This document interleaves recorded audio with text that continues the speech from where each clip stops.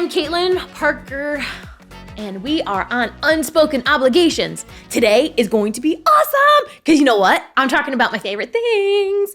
So nostalgia. I am like such a sucker for nostalgia. So I like 50s music. I like things that remind me of comfy cozy. I have this tendency to like look back at my elders and be like, oh. So Lydia, 105 years ago, came across the boat from Sweden and started the garden center. And I'm still like, oh, and I never met the lady. She sounded pretty awesome. It's one of the things that I really adore about the garden center and the family is like the cool stories that were passed down. Lydia was such a cool person. Apparently, she was like the mom of the neighborhood. She was strong. She led the charge. She kind of, from what I understand, led the family. Her husband, Lars, would come home. I learned later, I think he was an alcoholic, and I don't know exactly much about him, but all the things I've heard about Lydia are awesome. I'm so excited and proud to be part of her lineage. And I actually met a descendant that Lydia is our great-grandmother. We share that, and we're so alike, it's crazy. Like, we had never met before, and the way we talk and the things that we're into and whatever. And it's really cool to look back on this nostalgia of a person and see how it all trickled down and how we're all kind of the same, but entirely different because of one person. Somebody said on a TV show or something the other day that the path that our elders have put out before us and the things that we admire in those before us are someday going to be us in the ones that have yet to come. That's so cool. I adore Lydia and my elders. And both sides of the family. Some of them maybe didn't like me very much because I was the kid who spoke out a little bit too much. But, you know, that's neither here nor there. But I still respect and adore and deeply miss my grandparents and great-grandparents. But to think that someday the feeling that I have about my elders and my nostalgia, people hopefully will think about me. They'll say, hey, remember that girl? Remember that Caitlin who kept that thing going, that business, 105 years later? Remember the cool things that she did? That's pretty cool. I'm excited about that. What are people going to say? What legacy am I going to live? I remember my high school yearbook, I put in, if in living, I made a smile come across your face, or something like, in living, I've done my part. Like, yeah. I hope that all that I'm doing here and all the things that I do are a ripple effect, just like my elders, to make people smile, to make the world a better place. Because why else are we freaking here? Nostalgia. People.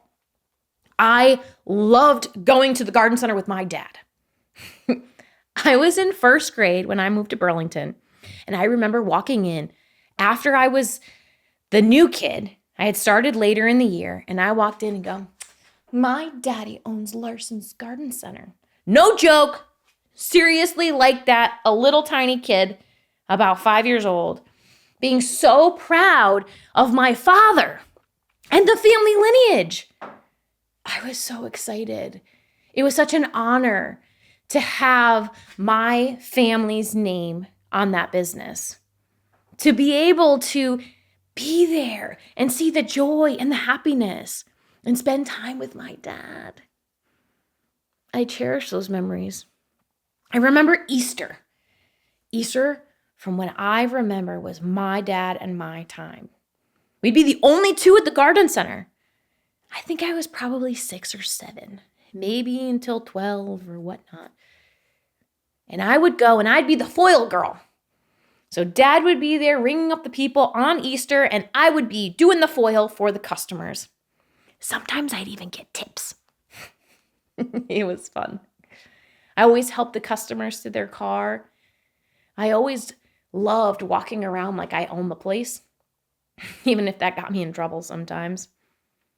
I loved seeing my grandfather walk around. I miss them so much. He would always stand with his hands behind his back, just like this. And he'd walk around. And still to this day, when I see my father or somebody else doing that, I know he's here with us. Man, the work, the drive, the passion, the determination, the heart, the gumption that you have to be able to do the things that we've done as a family. Man, I respect the hell out of them. Even on my mom's side, they weren't part of the family business, but they worked hard. Now, I'm not necessarily an advocate of working to the bone, but the drive and the compassion and the work ethic that they instilled into me, I don't see it very often today. It's like it's an entirely different world, an entirely different mindset. I am so blessed that I had those role models. Now, we didn't all get along. Like I said, some of them didn't like me that much. I wasn't always the favorite. One of them, I was the favorite. It was kind of fun. But other than that, we worked it out, we figured it out, and we were a team unit. The nostalgia that I hold so deep and cherished are those moments, are those special times that I got to connect with the people that I love. I used to make Christmas cookies with my grandma every single year on my mom's side. She was a home health aide, and she made Christmas cookie platters for all of her clients and all of her neighbors. We had a table that was probably about 15 feet long, and the entire thing was filled with cookie platters. And they weren't just one kind of cookie. I mean, when we say making cookies, we make cookies. All different kinds. And my grandfather would sit at the end, and he'd want the seconds. And we'd sneak them to him, and we'd play Randy Travis and Christmas music, and we'd dance and dance and dance and laugh. And then Grandma would yell at us for giving Grandpa too many cookies. It's part of the fun. I love those memories. I love the connection with the family. Honestly, I think that's one of the reasons why I still want to do the garden center. I know you can listen to the other episodes and it sounds like I'm Eeyore and being woe is me and this is so hard and oh. But there's so much good too. The memories. I cherish them. I wish I could bring them back. I miss them. Big time. I want to cry every time I think that they're not here, but I know they are. Those are the things I cherish. That's the nostalgia that warms my heart. But you know what? No matter how hard it is, I get to create those memories with my kids. What a blessing. Noelle came with me to the craft fair. We had this crazy big craft fair every year. She started selling seashells on a bench. She made $3 by the time I said, "What are you doing?" So I made her a booth. She sold a lot of stuff. And she had to count her money, and she had to talk with her customers, and she did an excellent job. I hope that she remembers that and she cherishes that moment, because I know I will forever. The moments with Lexi, when she just giggles and laughs and smiles. When we go to Disney, because I can afford to go to Disney because I worked my ass off at work. Thank you. I'm blessed. Yeah, I'm blessed. It is amazing. I'm so grateful. I have so many amazing people around me. The amount of people that smile because of the things that we do. I'm a landscape designer. What do? I go to people's houses, I change stuff around, and it makes them smile. You can't say that with the oil man. You can't say that with the person who does the colonoscopy. I can't. What are the things that you remember from your childhood, from the experiences that you have, from the people you've interacted with? What are the things that make you proud?